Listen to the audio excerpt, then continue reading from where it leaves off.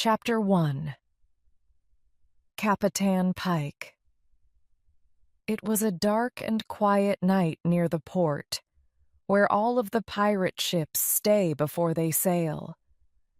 There were no lights on the street, and the only sounds were the laughing and singing behind the closed door of a bar called the Blue Dolphin. A man wearing a black pirate hat opened the door of the Blue Dolphin. He had a black patch over one eye and a scar on one side of his face. Everyone suddenly became quiet. A sailor at the bar asked the barman, "Who's that?" "That is Captain Pike, the greatest pirate in all the world. They say he's stolen from the Queen of England, the King of France, and the King of Spain." Captain Pike walked slowly around the tables, looking closely at each man with his cold, gray eye. He had a very serious and cold way of talking. "I'm looking for sailors, and I need the best there are around." A big man in a white and blue shirt with a blue scarf around his neck stood up in front of Captain Pike. "You won't find anyone stronger than I am, Captain. Tell me where to put my name, and I'm ready to sail." Captain Pike looked into the man's eyes. His eyes were blue like the sea. Captain Pike's eye became narrower as he talked to the man. "I'm sailing to the Bermuda Triangle to get Blackbeard's treasure." The man in front of him slowly sat down. Others began to whisper. The barman said to the sailor, "Nobody has ever found Blackbeard's treasure. They say it was lost somewhere in the Bermuda Triangle. All those who have tried to find it have never returned." Captain Pike continued to walk among the men. He knew it would be difficult to find men to go with him, so he talked about the treasure to excite them. "They say there are diamonds as big as your nose, rubies, gold, pearls. Blackbeard was a pirate like us. It's in our blood. I'm sure he would want other pirates to have it." Suddenly, a loud scream came from a dark corner near the stairs. A very old man with thin white hair and a shining gold tooth walked out from the darkness to talk to the men.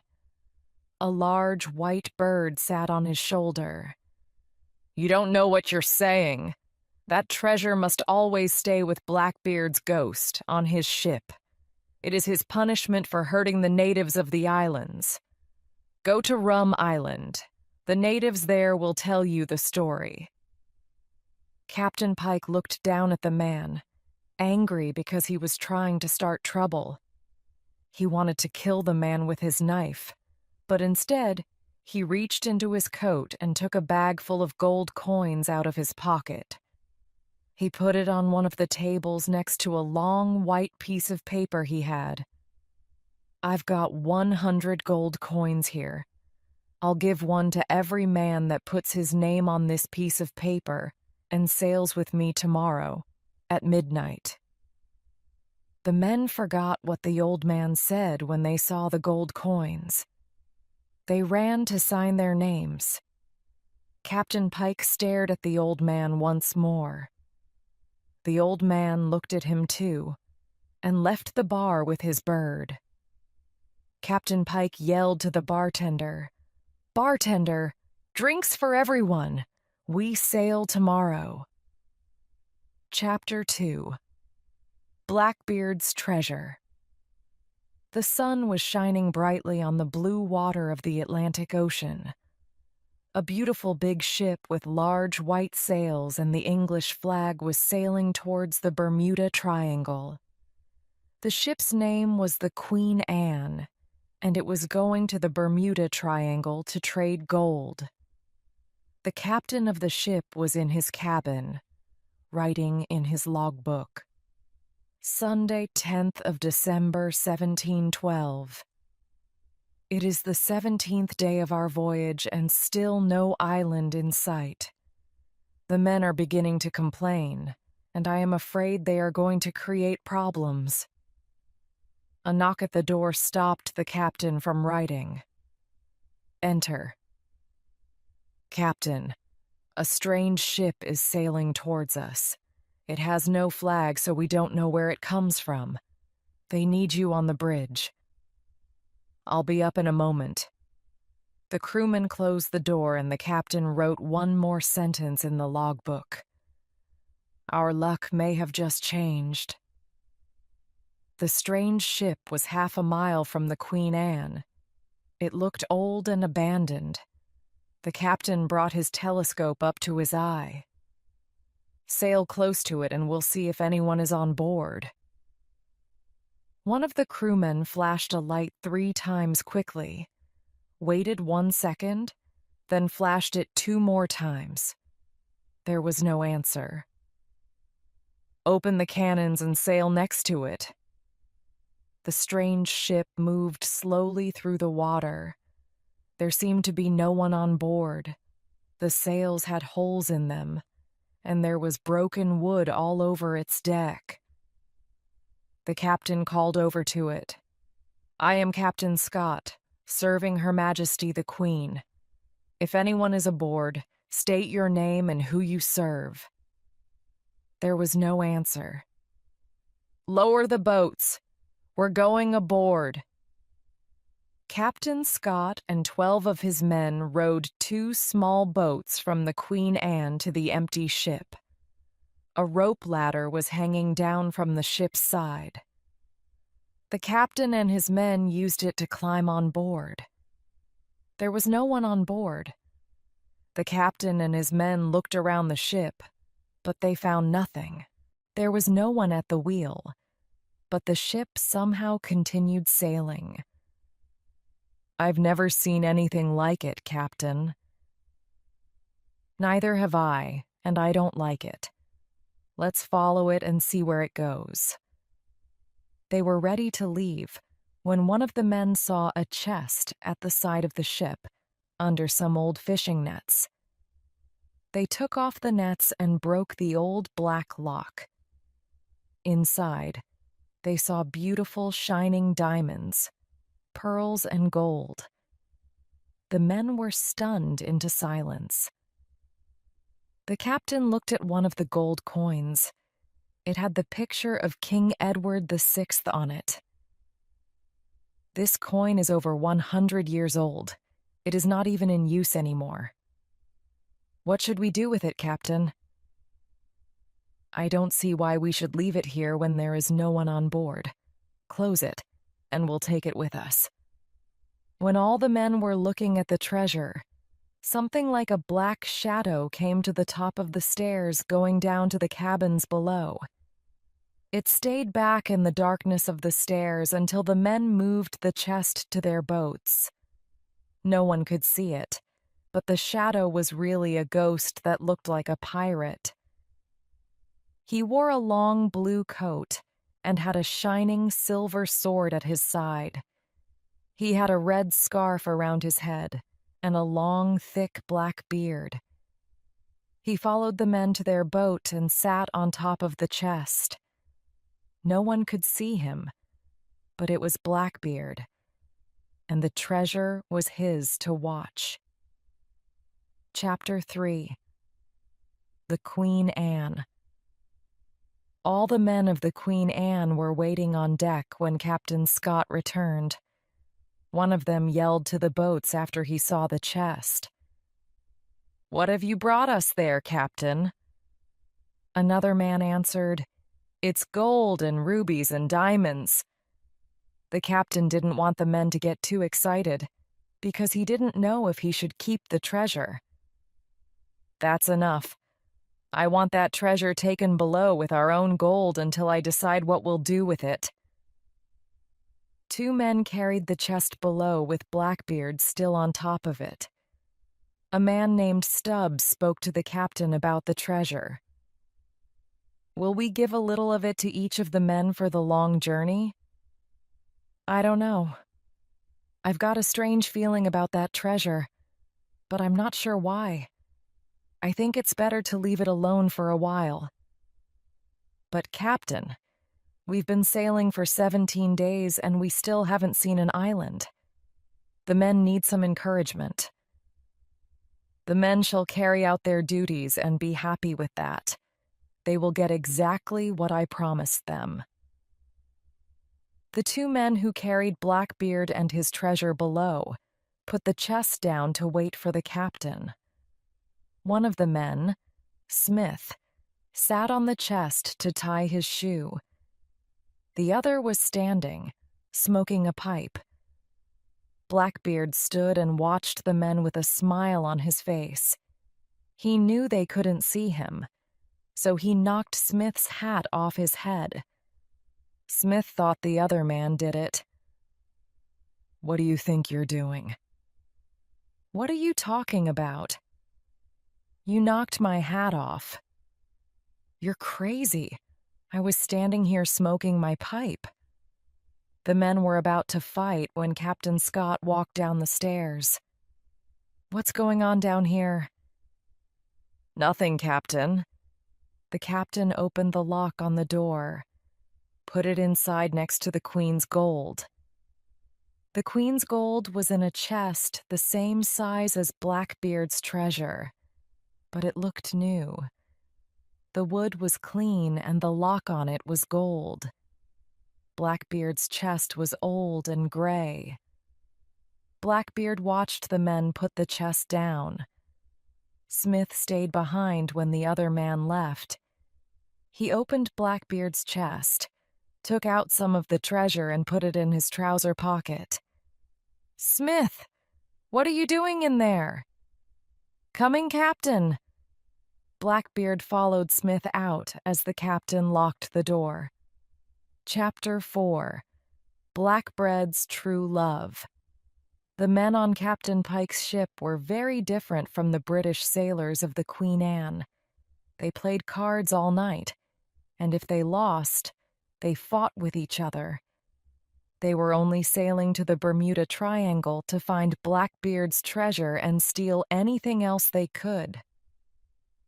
Their ship looked like the Queen Anne, except for the flag flying above the sails. It was black, with a white skull and crossbones on it. This was the mark of the pirates. Some of the men were about to throw a man into the sea for cheating at cards when Captain Pike stopped them. "What's going on here? Are you trying to kill each other before we find the gold?" "This one was trying to cheat us at cards. We can't have that, can we?" "That we can't, my friend, but we're waiting for a treasure much bigger than the one you play cards for. Put him in the stocks for a day and let him think about things there." The stocks were 2 pieces of wood with 3 round holes in them. The men placed the prisoner's head and hands in the holes. Then, they lowered the top and they locked him inside. He had to stand up the whole time. Captain Pike was standing next to his first mate, Santiago, at the wheel of the ship. Santiago asked him about the danger of finding Blackbeard's treasure. "They say no one can take Blackbeard's treasure. Why do you think you can?" "I think that Blackbeard and I are the same kind of pirate.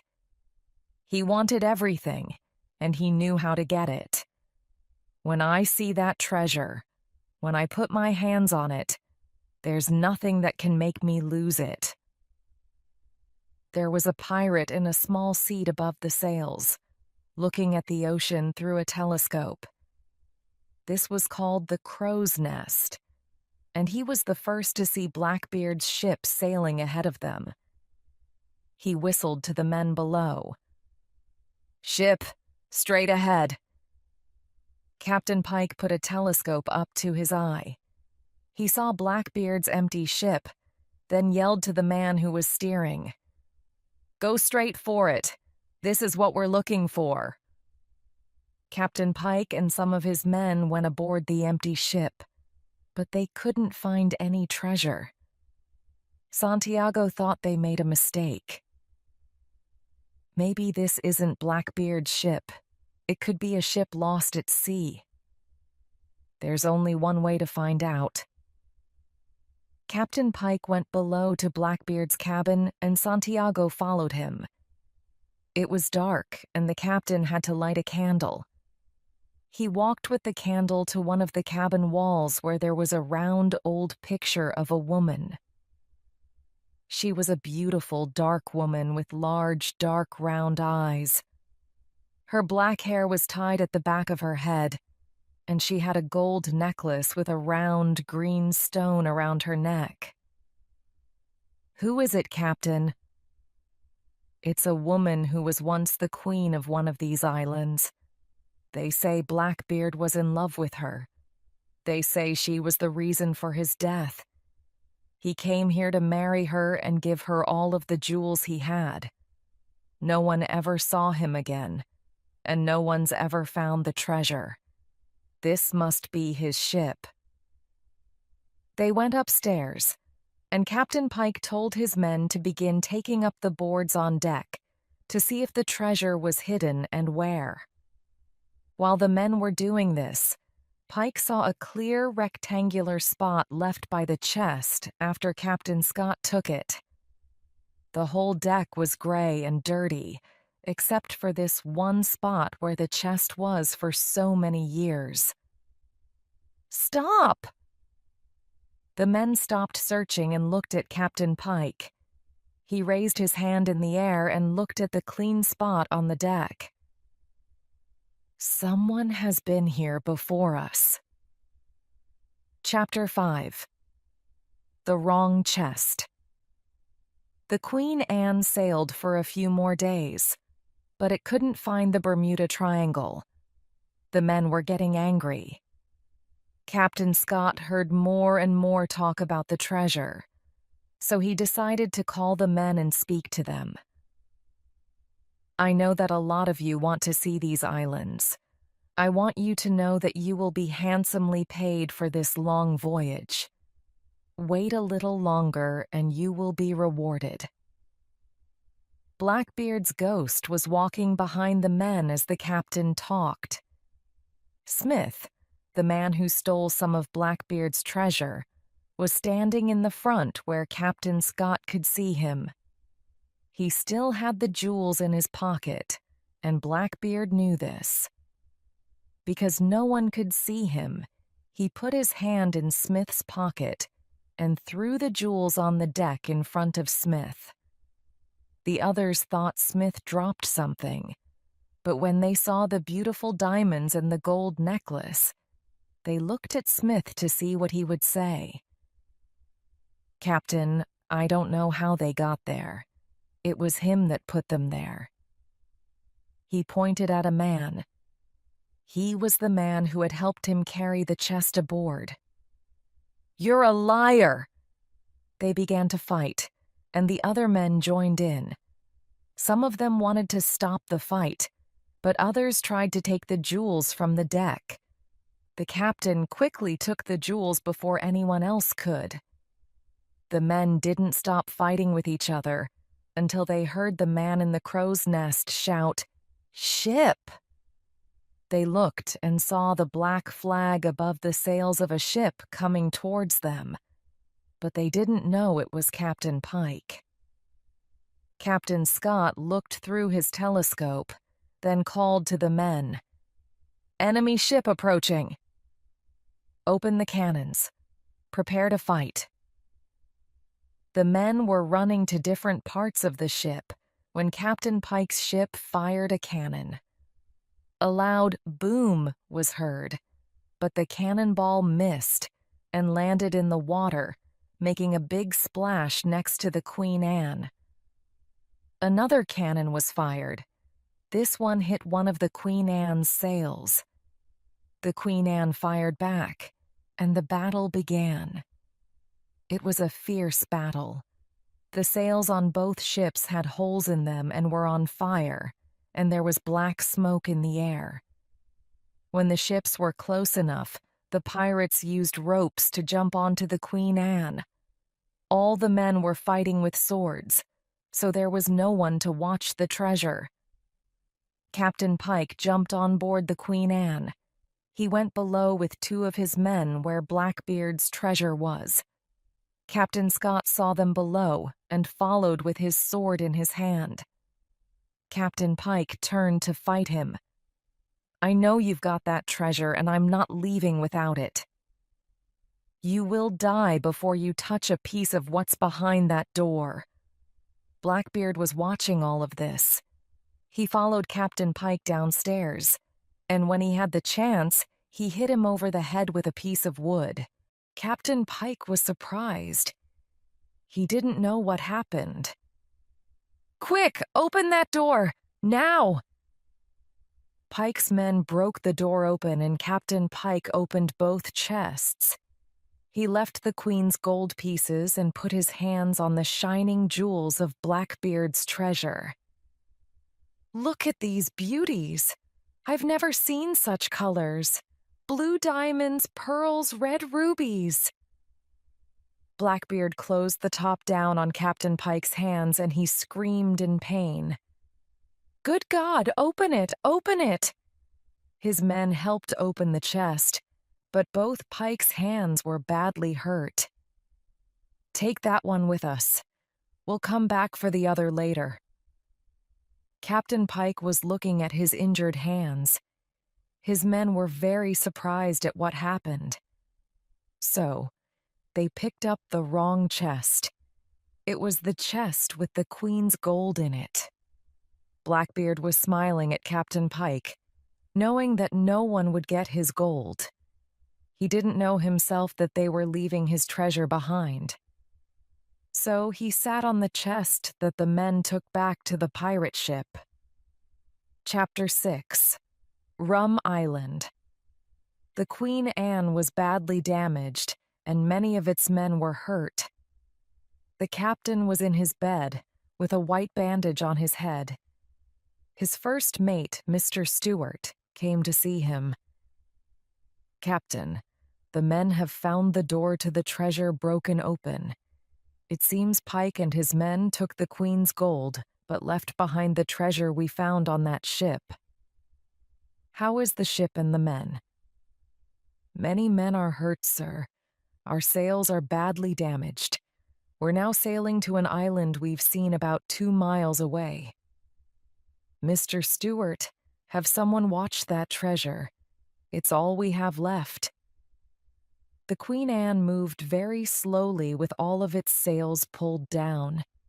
The men were sitting or standing quietly along the deck as the ship anchored, a half-mile from the beach. They were tired and hurt from the fight with the pirates. The sun was shining and the island looked beautiful, but the men were not interested. The captain came up on deck and began ordering the men. "Lower the boats. I'm going to the island to see if we can get something to fix these sails. I want to take that treasure with us. We don't know what we'll have to give them." The island had a long beach of white sand with tall, green coconut trees on it. They pulled their boats up onto the sand. As they were deciding which way to go, they saw a native boy jump from a tree and run away. The captain spoke first. "Let's follow him. He may lead us to his people." The boy led the men through the green hills of the island. He stayed far ahead of them but stopped whenever he wanted them to see him and follow. There were tall green plants on the hills, and the air smelled of vanilla. "What's that smell? It smells like rum." "It is, and these are the sugar plants they use to make it. They break the plants apart and mix the rum in large barrels. It smells as if they're making sweets. It'll be nice if we get to taste it." The men laughed as they walked on. When they came to the top of a hill looking down onto a village, they saw natives working near small houses made from trees and leaves. The small boy they were following ran into the village before them, and everyone began looking up at Captain Scott and his men. They stopped what they were doing and waited for the sailors. A tall, dark, and very beautiful woman in a white headdress was standing in front of the natives, waiting for Captain Scott. She had large, dark eyes, and she wore a gold necklace with a green stone, just like the one in the picture on Blackbeard's ship. Her name was Queen Aliana, and she was the Queen of Rum Island. The sailors put Blackbeard's treasure down behind Captain Scott when he went to meet the Queen. "I am Captain Scott of the Queen Anne from England. We've come here to trade our gold for anything you may have to offer, but we also have a problem. Our ship is badly damaged. We need to fix our sails." "Welcome, Captain. I am Queen Aliana, and this is Rum Island. Come and sit with us and show us what you have brought." The sailors sat in a circle around the treasure chest. Captain Scott sat next to Queen Aliana, and all the men were offered a cup of the island's rum. When Captain Scott opened the chest and showed the Queen the shining treasure of jewels and gold, her eyes widened and she stood up. "Where did you get that?" "It's not really ours. It's something we found on an empty ship at sea. Our gold. Take it away. We do not want it here. It is cursed. The man who owns it must have it back.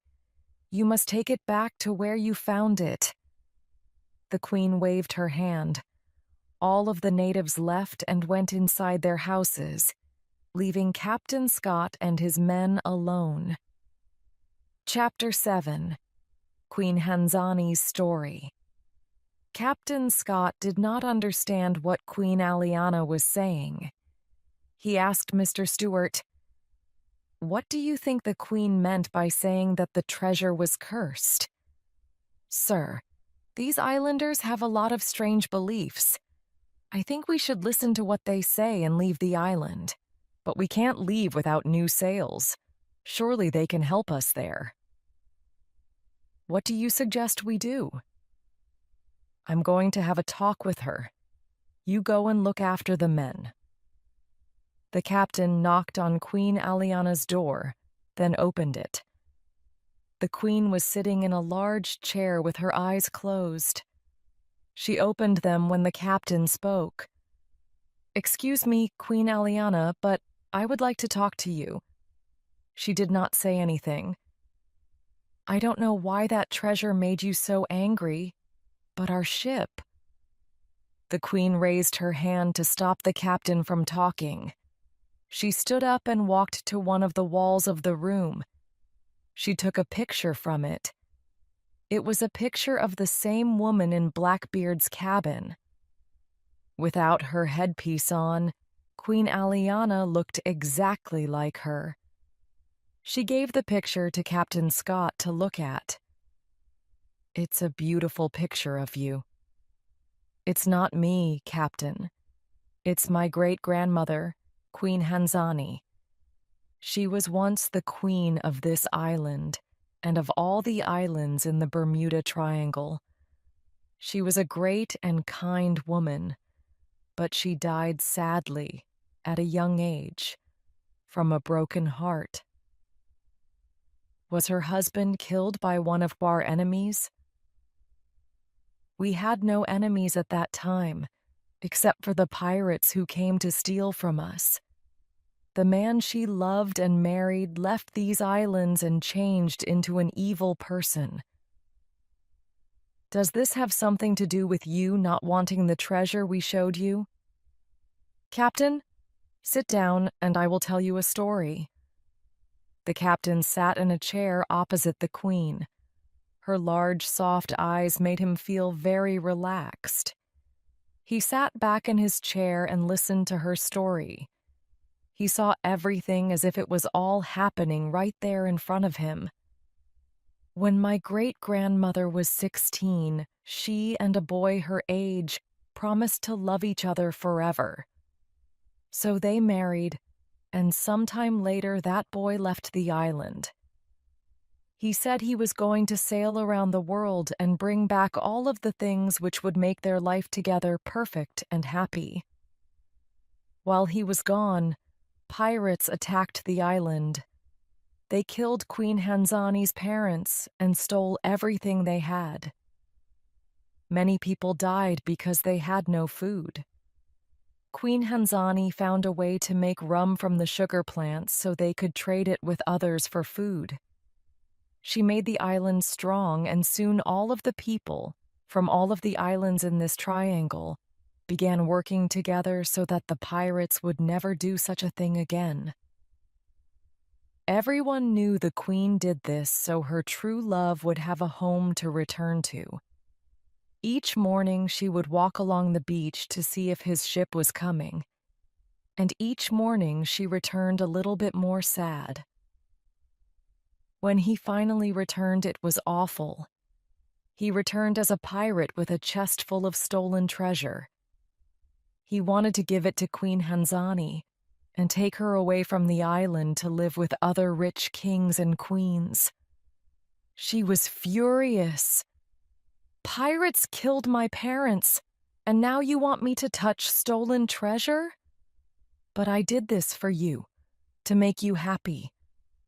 Throw it into the ocean and live as we do, and I will be happy." Throw it into the ocean? After all the years I spent getting this, I was almost killed many times. If this treasure means more to you than I do, you keep your treasure. The queen left him, and in anger he sailed from the island. There was a terrible storm. We call it the storm with the large face. The clouds were so large that they looked like the face of a man blowing onto the sea. The pirate ship was destroyed, and now a ghost ship travels these waters with Blackbeard's ghost on it, watching the treasure he thought more important than love. My great-grandmother died in her sleep that same night. I wear this necklace to remember her. The pirate's ghost and his treasure are there to remind him, and anyone else who tries to take what is not theirs, that they will never be happy. You have that treasure, Captain, and you must take it from this island and put it back on that empty ship. Otherwise, you will never leave the Bermuda Triangle alive. Chapter 8. The Face in the Moon. When Captain Pike's men put the chest with Blackbeard's ghost on it down on the pirate ship's deck, Blackbeard stood up and saw that it was not his treasure.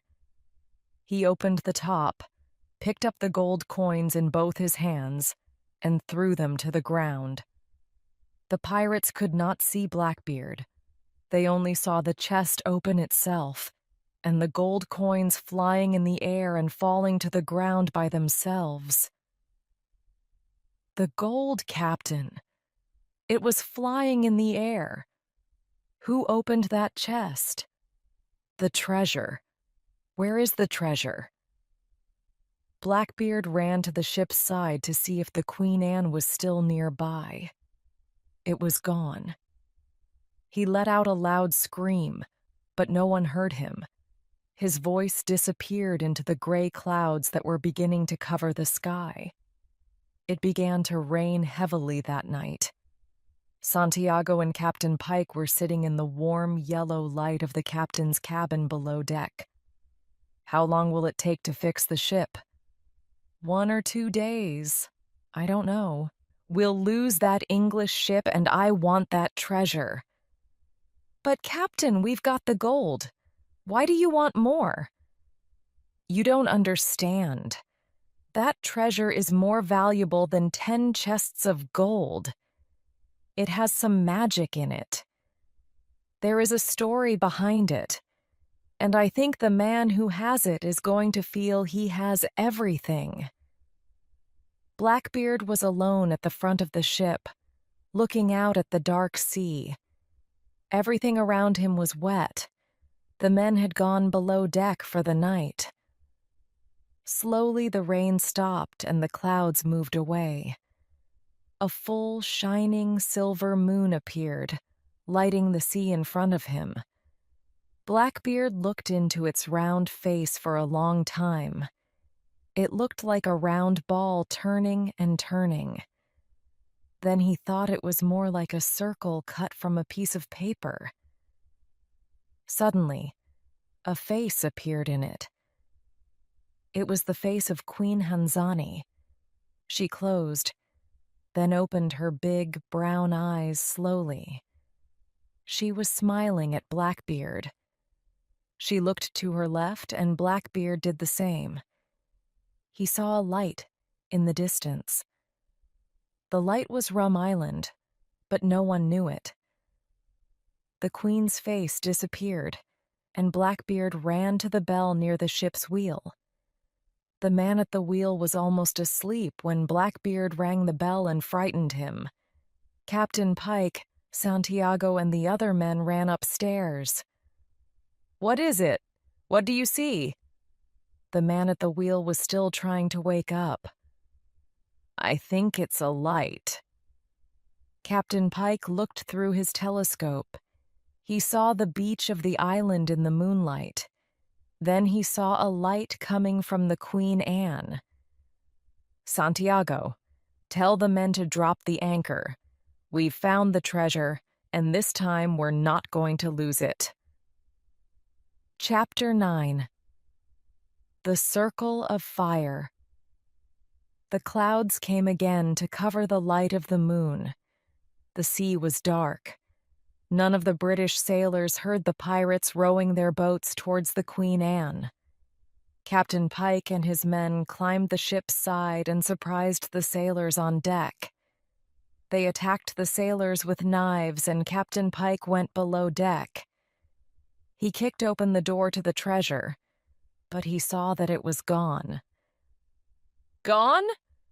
Where is it?" He ran back upstairs and threatened one of the sailors with a knife. "Where's that treasure you had down there? Talk, or I'll kill you right here." The captain took it to the island to trade with the natives. We needed something to fix our sails. The pirates left the Queen Anne and rowed towards Rum Island. Captain Scott and his men were preparing to leave the island. They had what they needed to fix the sails, and they were saying goodbye to Queen Aliana and her people. Torches were lit all around the village, and everyone was having one last cup of rum.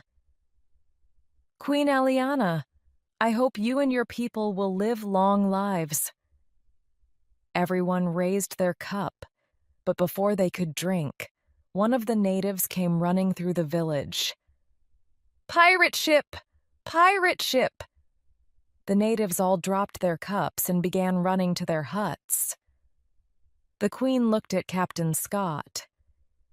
"You see, the treasure is cursed. Wherever it goes, bad luck follows. We have enough men here to fight these pirates. We won't let them destroy your island. We have a lot of experience fighting such men, but you can help by letting us use that treasure. Don't worry, you'll get it all back in the end." The natives kept their rum in wooden barrels near a small lake next to the village. They took all the tops off the barrels to let the smell lead the pirates to where they were. When the pirates arrived, they saw Blackbeard's treasure chest in the middle of a large circle of sugar plant leaves. Queen Aliana was standing outside the circle, holding a torch. Captain Pike saw the chest first. "There it is. Take it." "I wouldn't if I were you.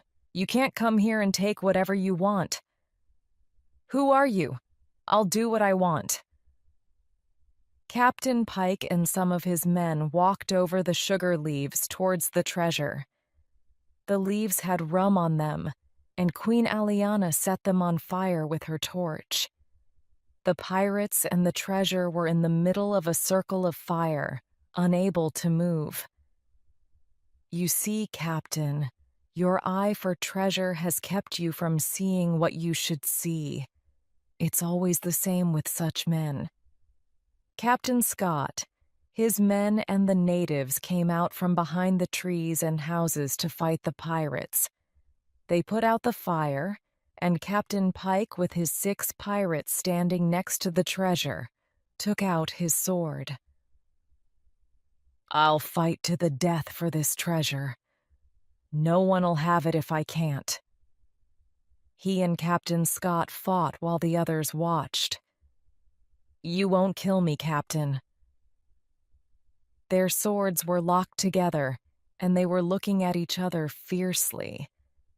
Captain Pike reached for a knife in his belt. "Watch out, Captain. He's got a knife." Captain Scott saw Pike's eye grow wider. Then he fell back. A knife with blood on it was in the air. No one could see that Blackbeard's ghost held it.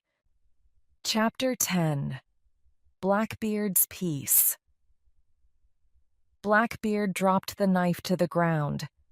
"Look, the knife, it moved by itself." "It's the curse of the treasure. It's a message from Blackbeard." No one could see the ghost except for Queen Aliana.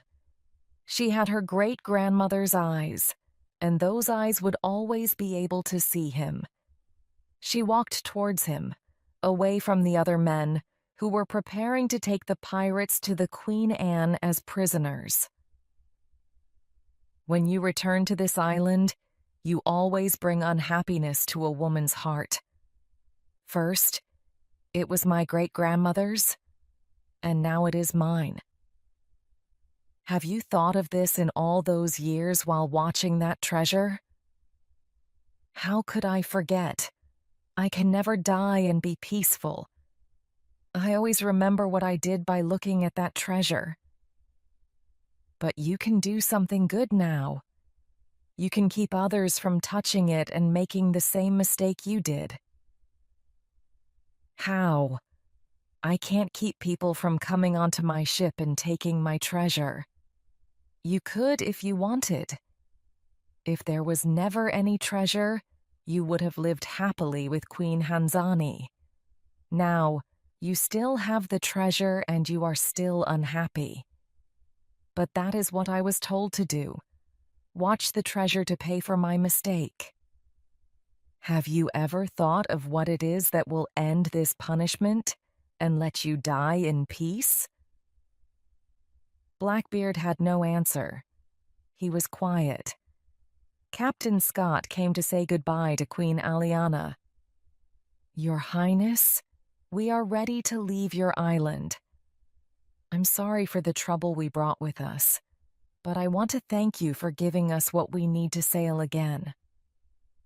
Remember, Captain, you must find the ship you got the treasure from and put it back.